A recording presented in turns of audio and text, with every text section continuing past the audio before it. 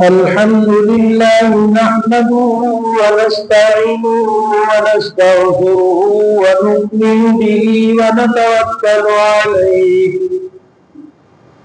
ونعوذ بالله من شرور أنفسنا ومن سيئات أعمالنا من يهده الله فلا مضل له ومن يضلله فلا هادي له ونشهد أن لا إله إلا الله وحده لا شريك له ونشهد أن سيدنا ومولانا محمدا عبده ورسوله صلى الله عليه وعلى آله وأصحابه وأتباعه أجمعين أما بعد فأعوذ بالله من الشيطان الرجيم بسم الله الرحمن الرحيم وإما ينزغنك من الشيطان نزغ فاستعذ بالله وقال تعالى إن الشيطان لكم عدو مبين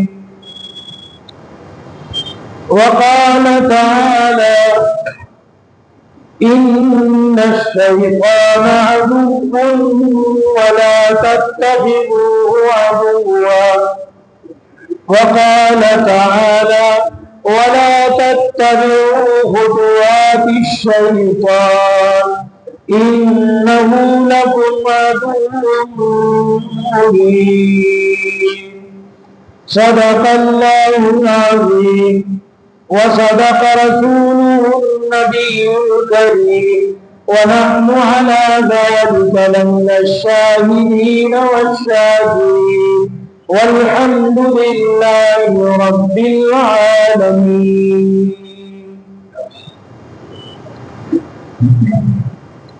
محترم حاضرین جمعہ، بزرگوں، عزیز دوستوں، میں نے قرآن کریم کی چند آیات آپ کے سامنے تلاوت کی۔ اللہ تعالی نے اس دنیا میں جو ہمیں بھیجا ہے تو اللہ تعالی نے ہمارے ساتھ ساتھ خیر اور شر کو بھی بھیجا ہے۔ جس طریقے سے انسان اس دنیا میں آیا اسی کے ساتھ اچھائیاں بھی اس دنیا میں اللہ نے بھیجی، برائیاں بھی اللہ نے بھیجی۔ خیر کہتے ہیں اچھائی کو اور شر کہتے ہیں برائی کو۔ تو خیر کا سلسلہ بھی اس دنیا میں جاری ہے اور شر کا سلسلہ بھی اس دنیا میں جاری ہے۔ خیر پھیلانے کے لیے اس دنیا میں اللہ تعالیٰ نے انبیاء بھیجے اور پھر انبیاء کے بعد اس کام کو اولیاء نے سنبھال لیا۔ اللہ کے نیک بندوں نے، بزرگان دین نے خیر پھیلانے کا کام سنبھال لیا اور شر پھیلانے کا کام اس دنیا میں شیطان اور اس کے لشکروں نے کیا۔ تو انبیاء اور اولیاء نے خیر پھیلانے کی کوششیں کی، شیطان اور اس کے لشکر نے اس دنیا میں شر اور برائی کو پھیلانے کی کوشش کی۔ اور اللہ تعالیٰ نے جب اس انسان کو اس دنیا میں بھیجا تو اس کے ساتھ ساتھ اللہ تعالیٰ نے ان دونوں چیزوں کو اسے بتا کر بھیجا کہ دنیا میں دو راستے ہیں، تم دنیا میں جس موڑ پہ بھی جاؤ گے دو راستے ملیں گے۔ ایک راستہ تمہیں سیدھا جنت میں لے جائے گا، جس کو اللہ نے قرآن کریم میں صراط مستقیم کہا، سیدھا راستہ، سیدھا راستہ، انبیاء والا راستہ، اولیاء والا راستہ، اللہ کے نیک بندوں کا راستہ، بزرگان دین کا راستہ، تقوی طہارت کا راستہ، بزرگی کا راستہ، اللہ کے نیک مقرب بندوں کا راستہ۔ یہ راستہ سیدھا صراط مستقیم ہے، سیدھا راستہ ہے، اور سیدھا یہ جنت میں پہنچائے گا۔ اور دوسرا راستہ جسے شیطان اور اس کے لشکروں نے جس پر ڈالنے کے لیے ہمیشہ انسان کے ساتھ کوشش کی، ہمیشہ انسان کے ساتھ شیطان لگا ہوا ہے، صرف اس راستے پر ڈالنے کے لیے کہ یہ بندہ کسی نہ کسی طریقے سے میرے بہکاوے میں آ کر سیدھے راستے کو چھوڑ دے اور غلط راستے پہ آ جائے، اور اس راستے پہ آ جائے گا تو یہ دنیا کا بدترین راستہ ہوگا۔ دنیا کا وہ انسان جو شیطان کے کہنے پہ چلے وہ سب سے بدترین انسان ہوگا۔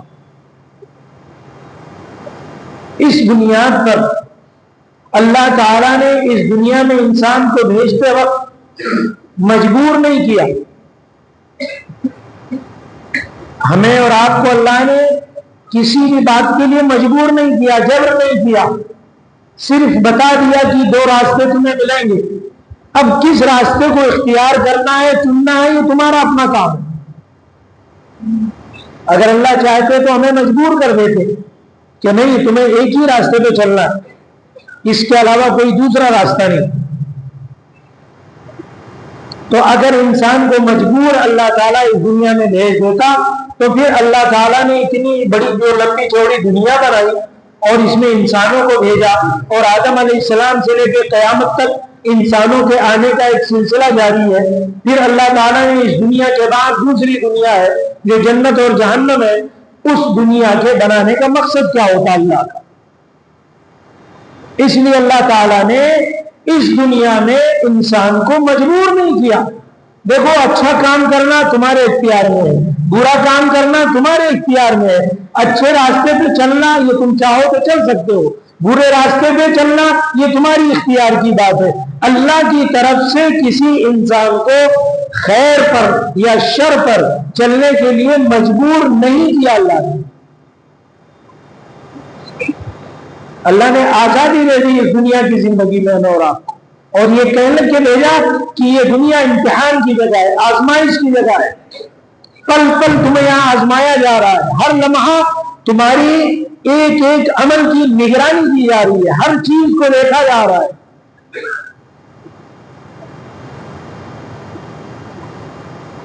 اور پھر اللہ تعالیٰ نے اس دنیا میں بھیجنے کے بعد قرآن کریم میں یہ بتا دیا کہ اس دنیا میں تمہارا دشمن کون ہے۔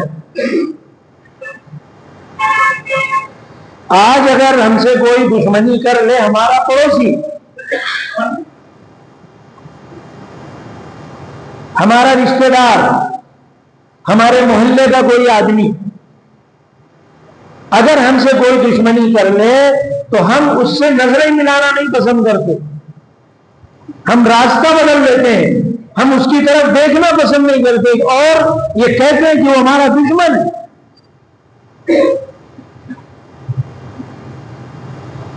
اور اللہ تعالیٰ نے اس دنیا میں بھیجنے کے بعد بتایا، اور قرآن کریم میں الگ الگ انداز سے اللہ تعالیٰ نے بندوں کو سمجھایا کہ دیکھو، دنیا میں جس کو تم اپنا دشمن سمجھ رہے ہو وہ تمہارا اصلی دشمن نہیں ہے، تم غلط فہمی میں ہو، وہ کسی عارضی لڑائی کی وجہ سے تمہارا دشمن تو بن گیا ہوگا، لیکن تمہارا اصلی دشمن، تمہارا بدترین دشمن، تمہیں بربادی کی طرف پہنچا کر دم لینے والا تمہارا دشمن، وہ تمہارا شیطان ہے۔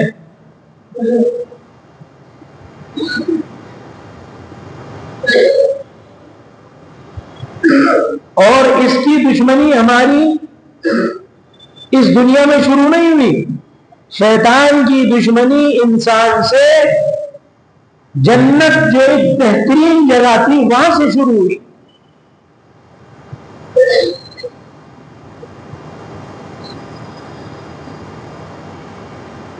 اللہ تعالیٰ نے آدم علیہ السلام کو بنایا، بنانے کے بعد ان کی بیوی حضرت حوا کو بنایا، اور اللہ نے کہا کہ بس اب یہ تمہارے لیے جنت ہے، اس میں مزے سے رہو. لیکن اللہ تعالیٰ نے جب آدم علیہ السلام کو بنایا تو انسان کے بنانے سے پہلے اللہ نے بہت ساری مخلوقات بنا دی تھی. چنانچہ جنت کے اندر فرشتوں کی بہت بڑی تعداد مخلوق کی جنت میں بسا کرتی تھی. جناتوں کی تعداد تھی، ابلیس لعین بھی وہاں موجود تھا. یہ سارے لوگ انسان سے پہلے موجود تھے جنت میں. لیکن اللہ تعالیٰ نے اپنی کائنات میں، اپنی مخلوقات میں انسان کو افضل بنانا چاہا، اور یوں اللہ نے چاہا کہ میری جتنی بھی پیدا کی ہوئی چیزیں ہیں، مخلوقات ہیں، اس میں میرے نزدیک افضل ترین بہترین چیز وہ انسان ہے. تو انسان کو افضل بنا کر اللہ تعالیٰ نے آدم علیہ السلام کو اس وقت جنت میں جتنی مخلوق تھی سب کو اللہ تعالیٰ نے حکم دیا کہ اسجدوا لآدم، آدم کو سجدہ کرو. اور یہ سجدہ کروانا اسی لیے تھا کہ تم سب اس بات کو تسلیم کرو کہ مخلوقات جتنی بھی ہیں اس میں سب سے افضل انسان ہے. اس لیے اللہ تعالیٰ نے آدم کا سجدہ کرنے کا حکم دیا. قرآن بیان کرتا ہے فَسَجَدُوا إِلَّا إِبْلِيسَ، سب نے سجدہ کیا جو بھی مخلوقات تھی جنت میں. اللہ کا حکم آیا آدم علیہ السلام کے لیے، سب سجدے میں گر گئے. اور قرآن کہتا ہے کہ سجدہ اگر کسی نے نہیں کیا تو وہ کون تھا؟ فَسَجَدُوا إِلَّا إِبْلِيسَ أَبَى وَاسْتَكْبَرَ وَكَانَ مِنَ الْكَافِرِينَ. اس نے سجدہ نہیں کیا، حکم اللہ کا تھا لیکن نہیں مانا. اللہ تعالیٰ نے اس سے پوچھا ما منعك الا تسجد، تم نے آدم کو سجدہ نہیں کیا، کس بات نے تمہیں روکا اس سے؟ میں نے تو حکم دیا تھا، آدم کو تم نے سجدہ نہیں کیا، کس وجہ سے؟ اب وہ ابلیس اللہ سے بحث کرنے لگا، اور بحث میں اس نے کہا انا خیر منہ، میں آدم سے بہتر ہوں. اس نے غرور کیا، تکبر کیا، اس کے اندر انانیت آئی، اللہ کے سامنے فلسفہ بیان کرنے لگا اور کہنے لگا کہ میں آدم سے بہتر ہوں اس لیے میں ان کو سجدہ کیوں کروں. یہ اس کے دل و دماغ کی بات تھی، شیطان لعین کی. اللہ تعالیٰ کو غصہ آیا. اللہ تعالیٰ نے کہا ٹھیک ہے، تو نے میرا کہنا نہیں مانا، ابھی تک جنت میں تو بڑے مزے سے گھوم رہا تھا. کہا فخرج، اب تو جنت سے نکل جا. فخرج انک رجیم، تو مردود انسان ہے. مردود کہتے ہیں اللہ جسے اپنے دربار سے دھتکار دے، بھگا دے، اس کو مردود کہا جاتا ہے. اللہ تعالیٰ نے شیطان کو بھگا دیا، نکل گیا یہاں سے. لیکن شیطان جانتا تھا کہ یہ موقع میرے لیے بہت نازک ہے، لیکن میں کس کی وجہ سے جنت سے نکالا جا رہا ہوں؟ میں تو اتنے دنوں سے مزے میں تھا، پتہ نہیں کب اللہ نے جنت بنائی اور یہ ساری مخلوق بنائی، اور اللہ تعالیٰ نے پتہ نہیں کب شیطان کو بنا کے اس میں وہ رکھا ہوا تھا، وہ ابلیس مزے سے گھوم رہا تھا. لیکن آدم کو بنایا گیا اور آدم کو سجدہ کروایا گیا. آدم کی وجہ سے وہ سجدہ نہیں کیا، اس لیے وہاں جنت سے اسے نکالا گیا. اب جنت سے نکلتے نکلتے اللہ تعالیٰ سے بات کر رہا ہے اور کہہ رہا ہے اے میرے رب، خالق مالک تو آپ ہی ہیں میرے، جنت سے تو آپ مجھے نکال رہے ہیں، میں جا رہا ہوں جنت سے، لیکن میں جس کی وجہ سے جنت سے نکالا گیا، انسان کی وجہ سے نکالا گیا، میں اس انسان کو تجھ سے دور کر کے رہوں گا. اور پھر اللہ سے کہنے لگا اس بات کی مجھے مہلت آپ دے دیں, میں اس انسان کو بہکاؤں اور بہکانے کے لیے جتنا بھی مجھ سے ہو سکے میں طریقے اختیار کروں, میں الگ الگ حربے استعمال کروں. اس انسان کو بہکانے کے لیے میرے پاس الگ الگ جال ہوں گے. ہر اعتبار سے میں اس انسان کو تجھ سے دور کر کے رہوں گا. اور پھر اس نے اللہ تعالی سے کہا ثم لآتینہم من بین ایدیہم ومن خلفہم وعن ایمانہم وعن شمائلہم. میں تیرے اس بندے کے پاس, اس انسان کے پاس, اے اللہ اس کے سامنے سے آؤں گا, اس کے پیٹھ کے پیچھے سے آؤں گا, اس کے دائیں طرف سے آؤں گا, اس کی بائیں طرف سے آؤں گا. اس انسان کو بہکانے کے لیے, اس کے رب سے اسے دور کرنے کے لیے میں ہر طرف سے کوششیں کروں گا. اسے میں اس دنیا میں لمبی لمبی امیدیں اس کی بنواؤں گا, لمبے لمبے آرزویں اور خیالات اس کے بنیں گے, اور میں اس دنیا کے چھوٹنے کا غم اس کے پیچھے لگا دوں گا. سامنے سے امیدیں دلاؤں گا, پیچھے سے اس دنیا کے ٹوٹنے کا غم اس پہ لگ جائے گا. دائیں اس طرف سے بہکاؤں گا, بائیں طرف سے بہکاؤں گا, اور نتیجہ یہ ہوگا کہ یہ انسان جسے تو نے افضل بنایا, جسے تو نے خالص اپنا خلیفہ اور نائب بنایا, میں بہکا دوں گا اتنا کہ وَلَا تَجِدُ أَكْثَرَهُمْ شَاكِرِينَ. اکثر تیرے بندے ناشکرے ہو جائیں گے, اکثر تیرے بندوں کو میں تجھ سے کافر بنا دوں گا, تیرا نافرمان بنا دوں گا. اتنا شیطان انسان کو بہکائے گا. یہ سارا مناظرہ, سارا مکالمہ اللہ تعالیٰ نے کلام پاک میں بیان فرمایا. اللہ سے شیطان نے اتنی بحث کی ہے اور مہلت مانگی, قیامت تک کی مہلت مانگی کہ میں قیامت تک بندوں کو بہکاتا رہوں.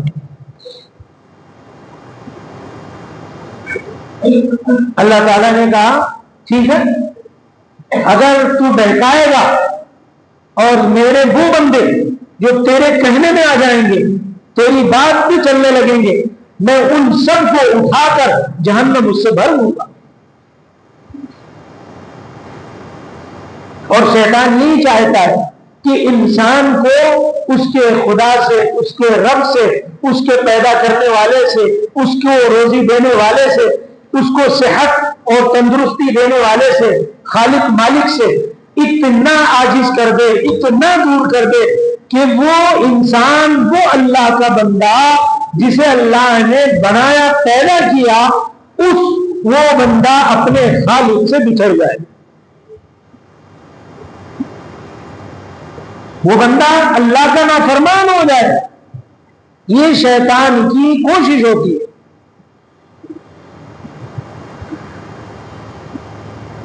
اللہ نے کہا کہ ٹھیک ہے, إِلَّا عِبَادَكَ مِنْهُمُ الْمُخْلَصِينَ. شیطان کوشش سب پہ کرے گا.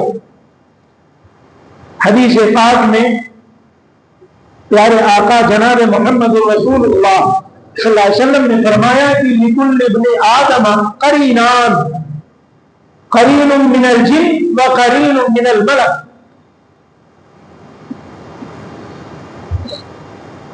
پیارے نبی صلی اللہ علیہ وسلم نے صحابہ سے فرمایا کہ ہر انسان جب وہ پیدا ہوتا ہے, اس کی پیدائش کے ساتھ ساتھ اللہ تعالی ایک فرشتے کو بھی پیدا کرتا ہے اور ایک شیطان کو بھی پیدا کرتا ہے. ہر انسان کی پیدائش کے ساتھ ایک فرشتہ بھی پیدا ہوتا ہے اور ایک شیطان بھی پیدا ہوتا ہے. اس انسان کے لیے وہ پیدا کیا جاتا ہے, وہ فرشتہ اس انسان کو خیر کی طرف کھینچتا ہے اور شیطان ہمیشہ شر کی طرف اس کو کھینچتا ہے. اسی لیے بچہ پیدا ہونے کے بعد فوراً وہ روتا ہے. اگر آپ سمجھنے کی کوشش کریں تو یہ بتائیں کہ ابھی بچے کو کیا معلوم ہے کیوں رو رہا ہے. تو حدیث پاک میں کہ شیطان اسے چھوتا ہے، اس چھونے کی وجہ سے وہ بچہ رونے لگتا ہے اور وہ یہ کہتا ہے، مطلب وہ چھوتا ہی صرف نہیں ہے، اس بچے کو دبا کر یہ کہتا ہے ایک اور اللہ کا ماننے والا بندہ آ گیا.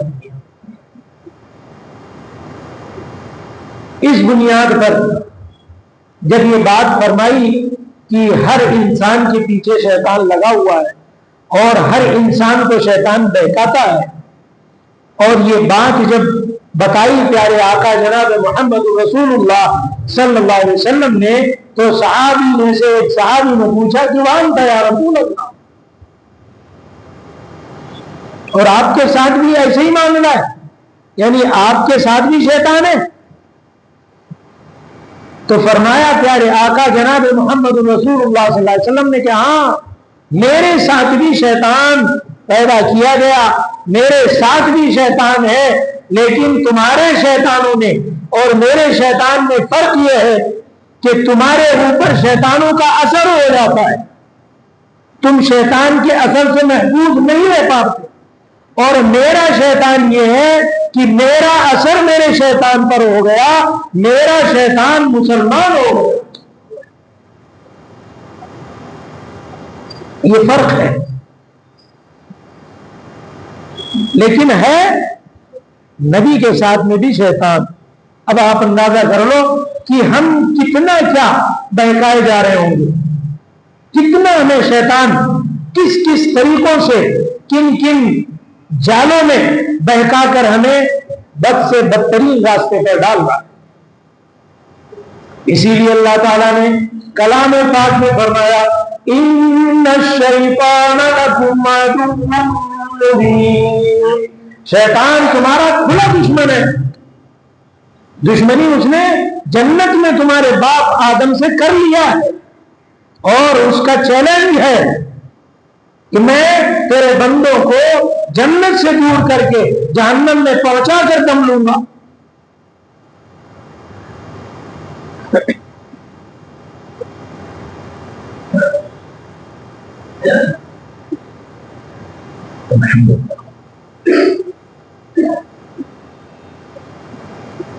اللہ تعالیٰ نے اسی بات کو سمجھانے کے لیے انبیاء کو بھیجا. انبیاء یہی تو سمجھاتے ہیں کہ یہ دیکھو سیدھا راستہ ہے، اہدنا الصراط المستقیم، بس اس راستے سے دائیں بائیں مت مڑنا، یہ سیدھا راستہ چلتے رہو، اس پہ منزل آ ہی جائے گی، اور منزل تمہاری جنت کے سوا کچھ بھی نہیں. انبیاء نے، اولیاء نے، صالحین نے، اتقیاء نے، بزرگان دین نے، اللہ کے مخلص بندوں نے، نیک لوگوں نے، سب نے اسی راستے پہ انسانوں کو ڈالنے کی محنت کی، تاکہ یہ بندہ شیطان کے اثر سے محفوظ ہو جائے، اپنے شیطان سے بچ جائے. شیطان تو اسے جہنم کی وادی میں پہنچا کر دم لینا چاہتا ہے.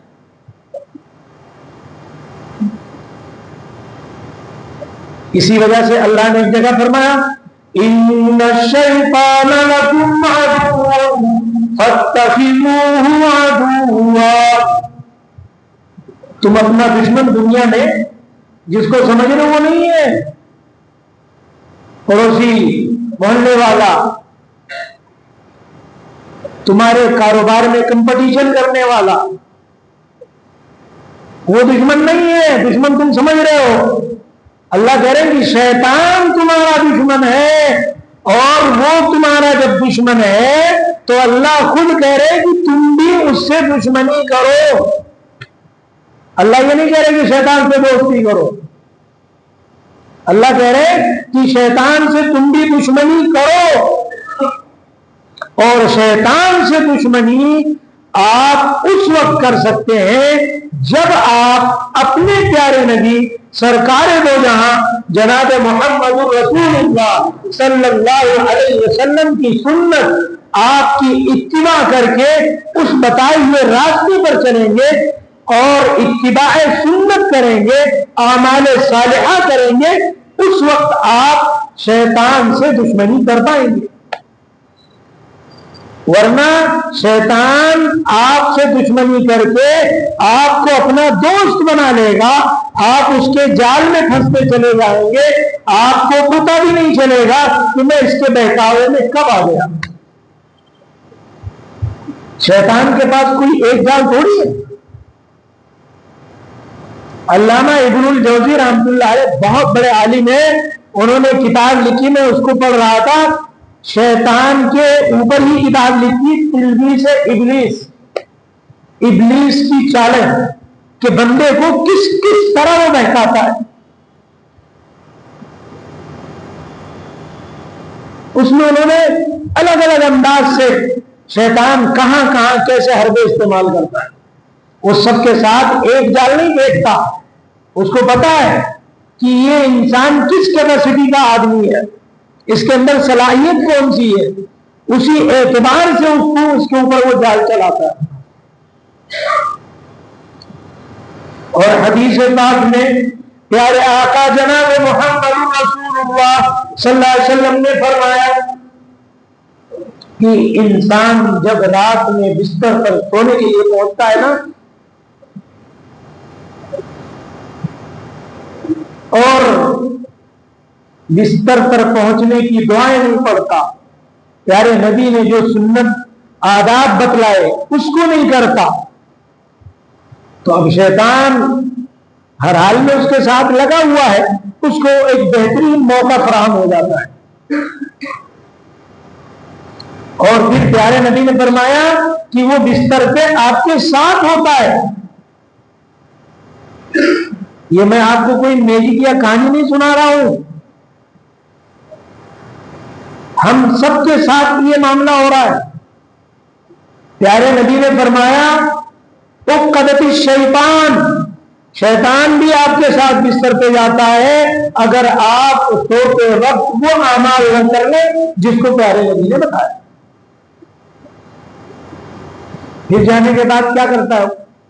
آپ کے بالکل سر کے پیچھے آتا ہے شیطان، چونکہ اس نے اللہ سے مہلت مانگی ہوئی ہے اور قیامت تک ایک مدت تک بہکانے کی مہلت مانگی ہوئی ہے، اور اللہ نے کہہ دیا کہ جا تو بہکا، انک من المنذرین، تجھے مہلت دے دیا میں نے، میرے جو نیک بندے ہوں گے وہ کبھی تیرے بہکاوے میں نہیں آئیں گے۔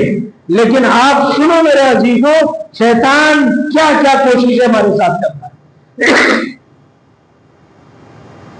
شیطان ہمارے بالکل سر کے پیچھے ہمارے گردن کی رگ کے پاس پہنچتا ہے اور اسے سہلاتا ہے تاکہ نیند ہمیں آ جائے، اور اس کو سہلاتے ہوئے 3 گرہیں لگاتا ہے۔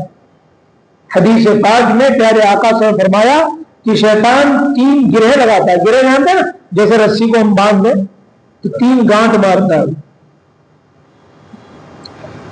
اور مارتے ہوئے وہ یہ کہتا ہے لیلۃ طویل، بہت لمبی رات، لیلۃ طویل، بہت لمبی رات، سو جاؤ آرام سے۔ یہ 3 گرہیں لگا کر اور اس بندے کو سلا دیتا ہے گہری نیند، تاکہ یہ بندہ صبح اٹھ نہ سکے۔ لیکن پیارے آقا سے فرمایا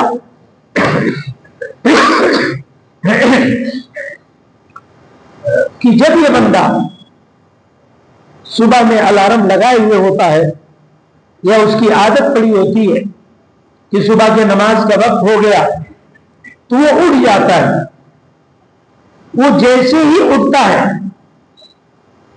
اس کی ایک گرہ کھل جاتی ہے۔ کیوں؟ وہ اٹھ گیا صبح کے لیے۔ اور یوں فرمایا کہ جیسے ہی وہ اٹھ کر بستر چھوڑ کر وضو کرتا ہے، وضو کرتے کرتے اس کی شیطان کی وہ دوسری گرہ کھل جاتی ہے،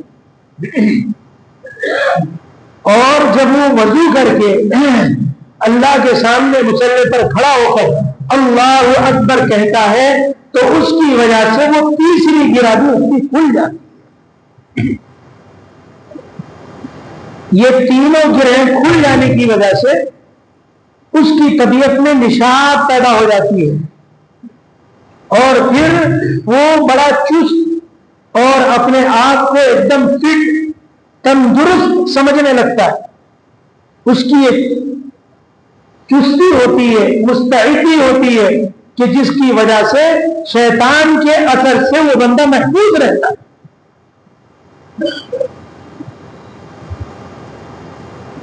اب بتاؤ، شیطان بستر پہ آ جائے، اسی لیے حدیث پاک میں فرمایا کہ گھروں میں ہم جو کپڑے لٹکا دیتے ہیں نا، اپنے پرانے بوسیدہ کپڑے، ان کپڑوں کو واش روم میں، باتھ روم میں، کہیں بھی یہ لٹکا کے مت رکھو، شیطان اس کے ساتھ کھیلتا ہے اور خاص طور پر وہ پہنتا ہے، اس کے اندر اپنے آپ کو ڈالتا ہے، اور پھر ان کپڑوں پر اس شیطان کے اثرات ہوتے ہیں۔ خاص طور پر ہماری ماں بہنیں، خواتین حضرات کے لیے بات کہہ رہا ہوں، اولاً تو وہ کپڑے لٹکانے ہی نہیں چاہیے، اور اگر اتار کے رکھنے ہی ہیں تو کہیں لپیٹ کر یا کسی ایک باکٹ میں یا کسی ایک جگہ اس کو اس طرح رکھا جائے، لٹکا ہوا نہ رکھا جائے، ورنہ شیطان اس کا داؤں چلتا ہے، اس کے ساتھ کھیلتا ہے۔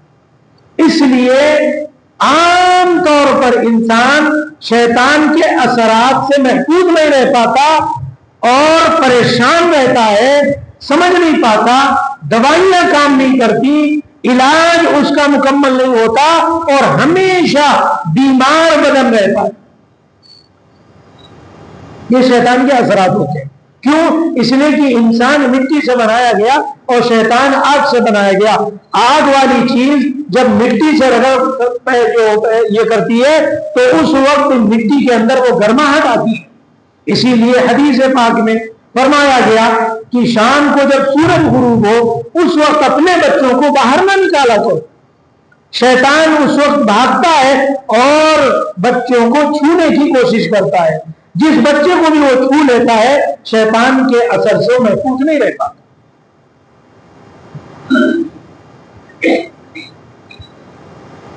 تو شیطان اصلی دشمن ہے، انسان کو بہکاتا ہے، انسان کو نقصان پہنچانے کی کوشش کرتا ہے، انسان کے اوپر اپنا اثر ڈالتا ہے۔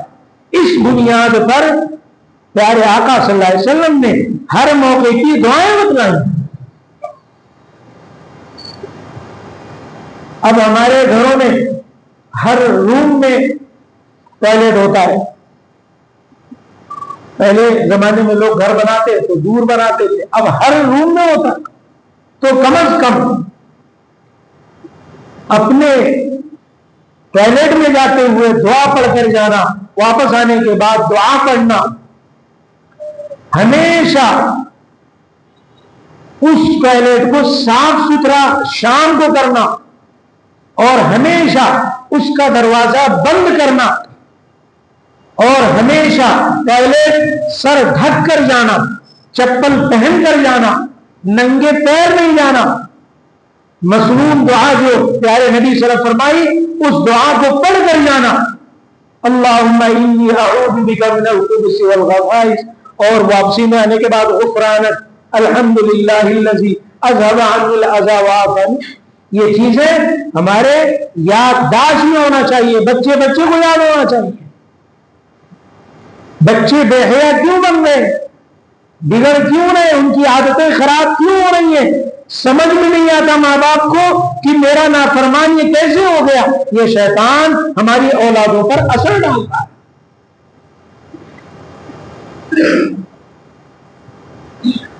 اس لیے وظائف میں ہے سورہ فلق اور سورہ ناس، ہر بچے پر شام کو پڑھ کر دم کیا جائے، اس کے سر پہ پھونکا جائے۔ پچھلی مائیں پڑھ کر کے تسبیحات اور وظائف اپنے گھر کے سبھی افراد کو پھونکا کرتی تھی، آج وہ چیزیں بند ہو گئی۔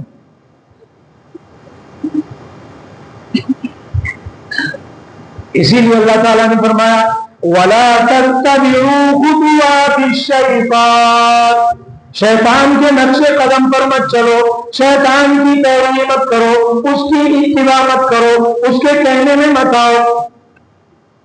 اِنَّهُ لَكُمْ عَدُوٌّ مُبِينٌ، وہ تو تمہارا کھلا دشمن ہے۔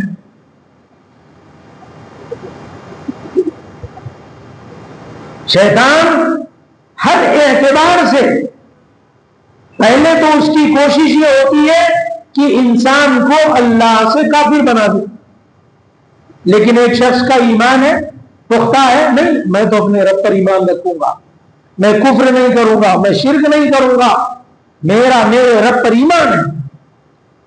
اب وہ سوچتا ہے کہ اس پر تو میں حملہ نہیں کر سکا، ایمان سے اسے خارج نہیں کر سکتا، ایمان گرم ہے اس کے اندر، تو اب وہ کہتا ہے کہ چلو دوسرا جال پھینکتے ہیں اس کے اوپر۔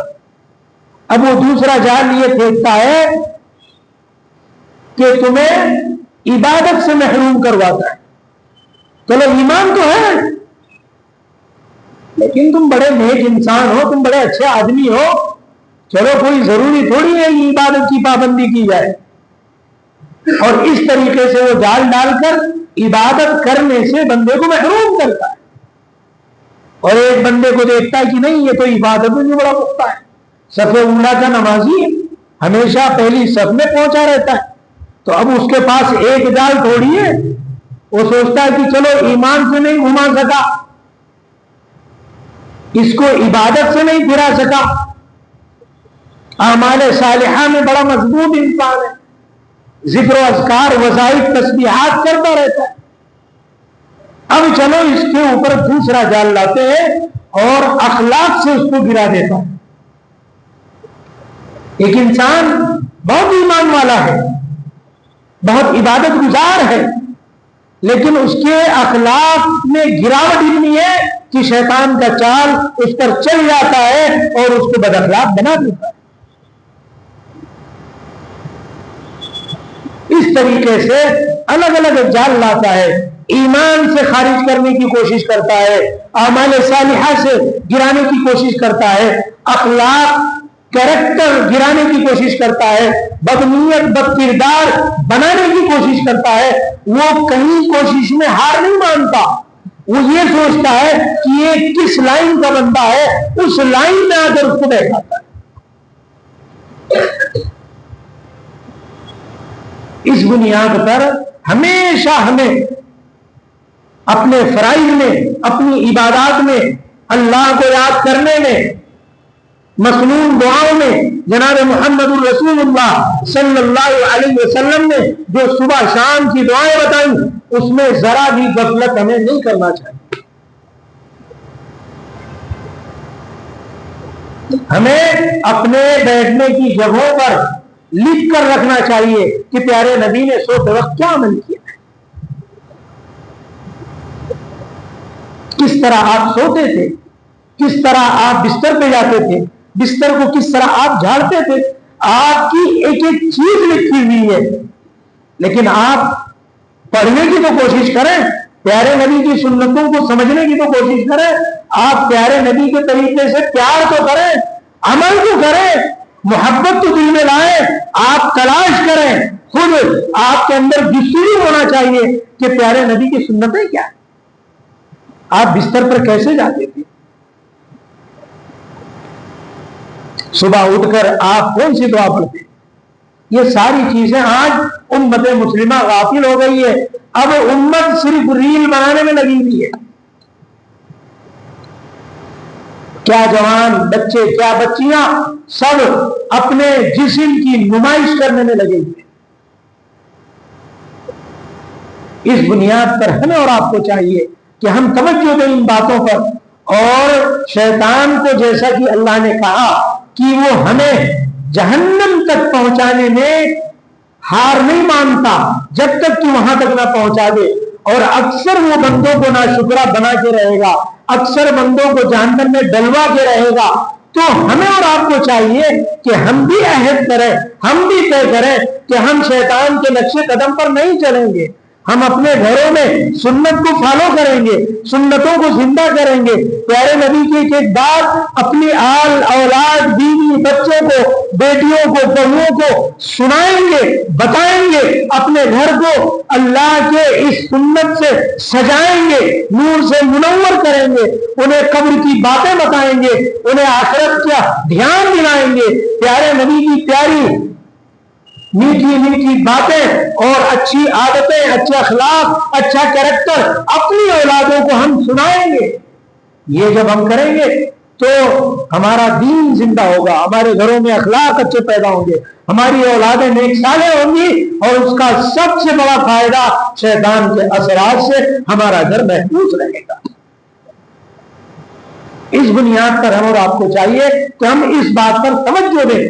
اخلاقی گراوٹ آپ اندازہ کر لیں کہ آج اولادیں کس طرح ماں باپ کو آنکھ دکھلاتی ہیں۔ کیا وجہ ہے؟ کل تک یہ بچہ صحیح تھا، آج یہ آنکھ کیوں دکھانے لگا؟ آج یہ ماں باپ کو گالی کیوں بکنے لگا؟ آج ماں باپ اولاد کے لیے بوجھ کیوں بن گئے؟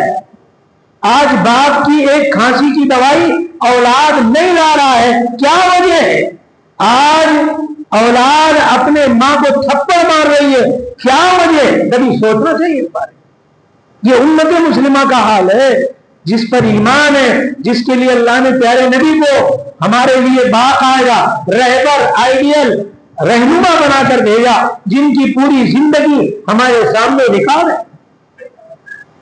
اس بنیاد پر ہم اور آپ کو چاہیے کہ ہم سنتوں کی کتابیں خریدیں۔ دیکھیے یوٹیوب، گوگل، اس کو اپنا استاد مت مانے۔ آج لوگوں کو شوق بن گیا ہے کہ بس کون کیا کہہ رہا ہے فوراً اس کو سن لیا اور اس پہ عمل کرنے لگ گئے۔ یاد رکھنا، جس طریقے سے موبائل، گوگل، یوٹیوب یہ ایک اچھائی کا ذریعہ آلہ ہے، اسی طرح تمہارے ایمان کے لے جانے کا ذریعہ بھی۔ تمہیں پتہ بھی نہیں چلے گا تم ایمان سے کب دھو بیٹھے ہاتھ۔